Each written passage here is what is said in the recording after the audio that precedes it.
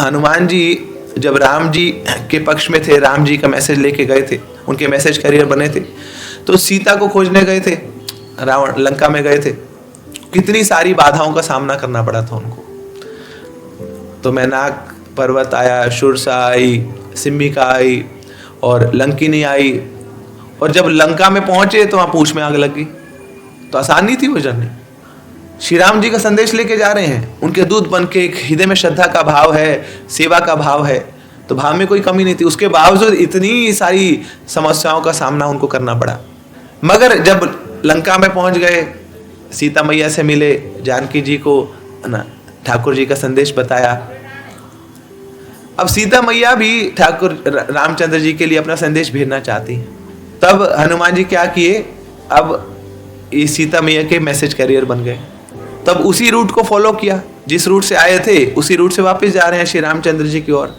मगर जब वापस गए तो वापसी में एक भी कठिनाई नहीं आई, कोई पूंछ नहीं जली, कोई मैनाक पर्वत नहीं, कोई शुरसा नहीं, कोई सिमिका नहीं, कोई राक्षसी नहीं, बड़ी स्मूथ जर्नी, बड़े प्यार से आ गए और ठाकुर जी को जानकी जी का संदेश दे दिया। तो इससे पता लगता है कि बेशक आप राम जी के पक्ष में क्यों ना हो, बेशक आप हनुमान भी क्यों ना हो, फिर भी आपको कठिनाई का सामना करना पड़ सकता है। मगर दूसरी तरफ ना, आप राम जी की साइड नहीं है, आप बहुत बड़े भक्त नहीं हैं, आप तो आप बस भगवान के जो भक्त हैं ना, उनकी सेवा कर रहे हैं, जिस प्रकार हनुमान जी ने जानकी जी की सेवा कर।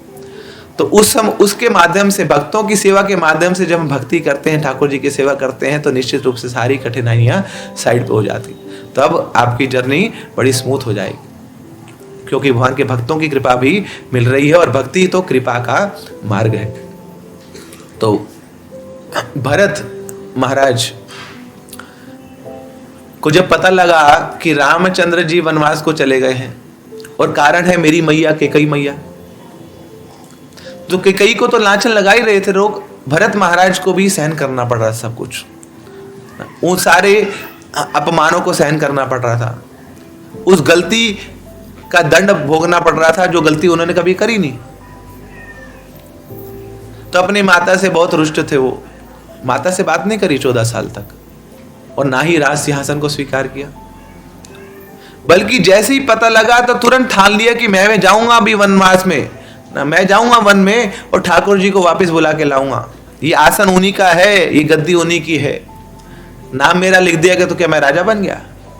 अरे प्रभु तो वो है, वो रामचंद्र है, उन्होंने मुझे आश्रय दिया है, तभी वो नहीं है इसका मतलब नहीं कि मैं राजा बन गया, राजा तो वही है, उनको बुला के लाऊंगा,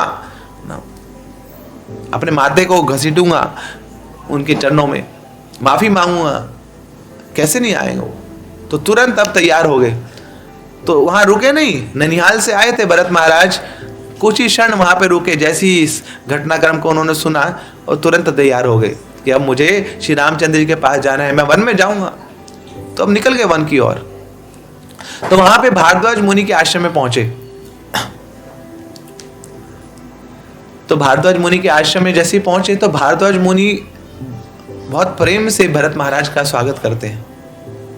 अब उनसे कुछ चर्चा भी चल रही है, तो भारद्वाज मुनि उस चर्चा में बोलते हैं कि भरत महाराज, आज मुझे अपने एक प्रश्न का उत्तर मिल गया कि भगवान की कोई भक्ति करता है तो उसका फल क्या होता है। कोई भगवान की भक्ति करता है तो उसका फल होता है कि भगवान का दर्शन हो जाता है उसको। अब मेरा प्रश्न था कि जिसको भगवान का दर्शन हो जाता है उसको क्या फल मिलता है। तो आज मुझे वो उत्तर मिल गया कि अभी आज आए हैं भरत महाराज आप, अगर इससे पहले आए थे रामचंद्र जी, तो मैं जीवन भर रामचंद्र जी को याद करता था, उनका स्मरण करता था, उनकी भक्ति करता था। तो मेरी जो भक्ति थी उसका क्या फल मिला? मुझे ठाकुर जी का दर्शन हो गया, मुझे रामचंद्र जी का दर्शन हो गया।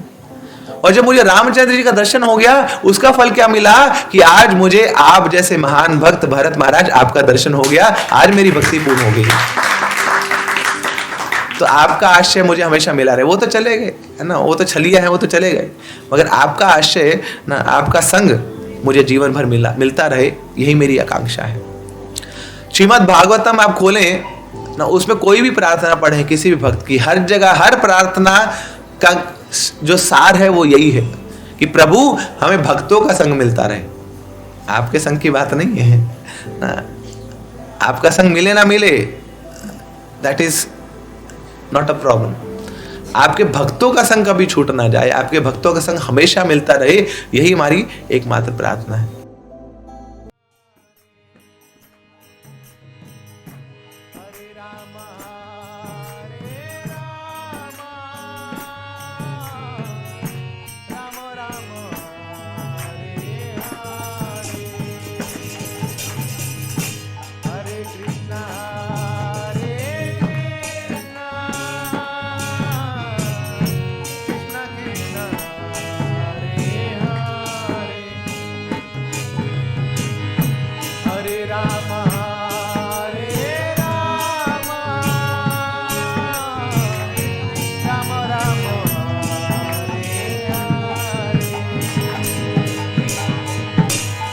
Krishna